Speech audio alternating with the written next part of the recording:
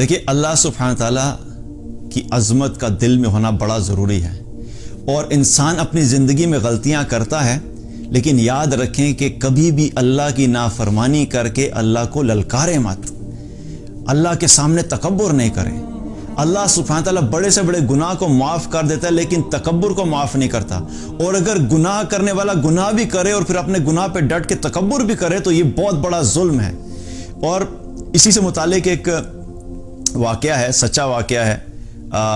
عرب کے مختلف اخباروں میں اور میگزینز میں بھی اس کا تذکرہ آیا۔ ایک نوجوان نے اپنا واقعہ بیان کیا۔ وہ کہتا ہے ایک نوجوان تھا، بڑا دیندار اللہ والا تھا، تو کہتا ہے کہ میں ایک دفعہ بازار نکلا کچھ کام کے لیے، مارکیٹ سے کچھ چیزیں لینے کے لیے۔ میں جب مارکیٹ میں داخل ہوا تو وہاں پہ میں کیا دیکھتا ہوں کہ ایک لڑکی ہے، اور بڑے ہی ایک آپ یوں سمجھ لیں کہ اس قسم کا لباس پہنے ہوئے اور تکبر کے ساتھ وہاں پہ چل رہی ہے اور لوگوں کو اپنی طرف مائل کر رہی ہے۔ تو میں نے کہتا ہے میری جب اس پہ نظر پڑی تو مجھے خیال آیا کہ یہ اگر اسی حال میں دنیا سے چلے گی تو اس کا کیا بنے گا۔ تو کہتا ہے میں نے سوچا کہ میں جا کے بات کرتا ہوں۔ کہتا ہے میں نے ہمت کی، اور ہمت کر کے جا کے میں نے اس سے بات کی، اور میں نے جا کے کہا کہ سسٹر بات سنیے، آپ یہ جس حلیے میں پھر رہی ہیں، آپ سوچئے کہ اگر اسی حال میں ملک الموت آ گئے تو آپ اللہ کے سامنے کیا منہ لے کے جائیں گی۔ اب بات اس نے کی، ظاہر اپنے اس کے ذہن میں تھا کہ میں بات کروں گا، ہو سکتا ہے میرے بات کرنے کی وجہ سے احساس پیدا ہو جائے، کیونکہ بہت سی ایسی دفعہ ہوتا ہے کہ ایمان والے جب ایمان والوں کو یاد دہانی کراتے ہیں تو اللہ سبحانہ تعالیٰ کی طرف لوگوں کا رجحان بھی ہو جاتا ہے۔ تو کہتے ہیں جب میں نے بات کی تو میں نے سوچا شاید اللہ تعالیٰ دل میں ڈال دے، تو میری بات سنتے ہی اس لڑکی نے میری طرف دیکھا، مجھے کہتی ہے تمہارے پاس موبائل ہے؟ اس نے کہا ہاں جی ہے۔ کہتا اپنا موبائل نکالو اور اپنے رب کو کال ملاؤ اور اس کو کہو کہ بھیج دے ملک الموت کو۔ وہ لڑکا کہتا ہے کہ میں نے جب یہ بات سنی تو میرا جسم کانپ گیا،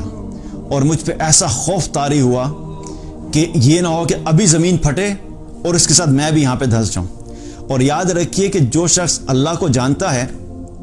اللہ کے دین کو جانتا ہے، جس نے قرآن پڑھا ہوا ہے، جو اللہ کی عظمت کو جانتا ہے، اللہ کے غضب کو جانتا ہے، اللہ کے غصے کو جانتا ہے، اللہ کی طاقت کو جانتا ہے، تو جو جاننے والا ہوتا ہے نا، اس کے لیے بہت بڑی بات ہوتی ہے۔ اور جس شخص نے یہ پڑھا ہو کہ جتنی قوموں نے بھی تکبر کیا، جتنے لوگوں نے بھی اللہ کو للکارا،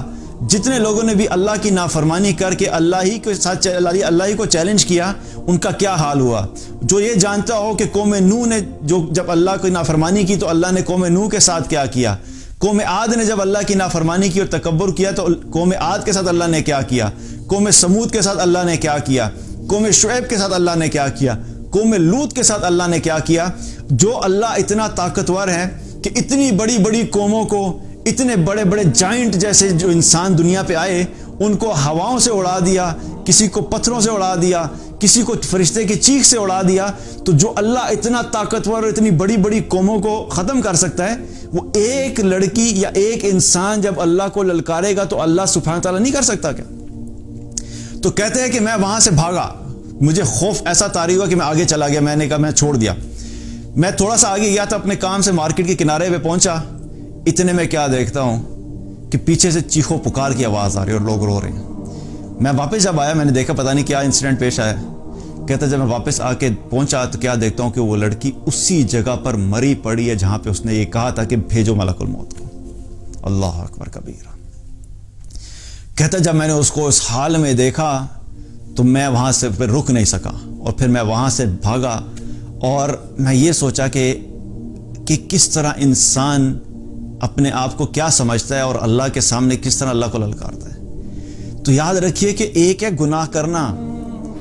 اور گناہ ہونے کے بعد اس گناہ پہ قائم ہو جانا، اور پھر تکبر کرنا، اور پھر اللہ ہی کو للکارنا شروع کر دینا، یہ بہت بڑا ظلم ہے۔ اور انسان کبھی کبھی شیطان کے ایسے وسوسوں میں آ جاتا ہے اور ایسے برے طریقے سے ٹریپ ہو جاتا ہے کہ اس کے دل سے اللہ کی عظمت بالکل ختم ہو جاتی ہے۔ تو گناہ اگر ہو بھی گیا ہے تو یاد رکھو کہ کبھی اللہ کے سامنے یہ جرت نہیں کرو کہ گناہ کی بنیاد کے اوپر اللہ کے سامنے ہی تکبر کرنا شروع کر دیں۔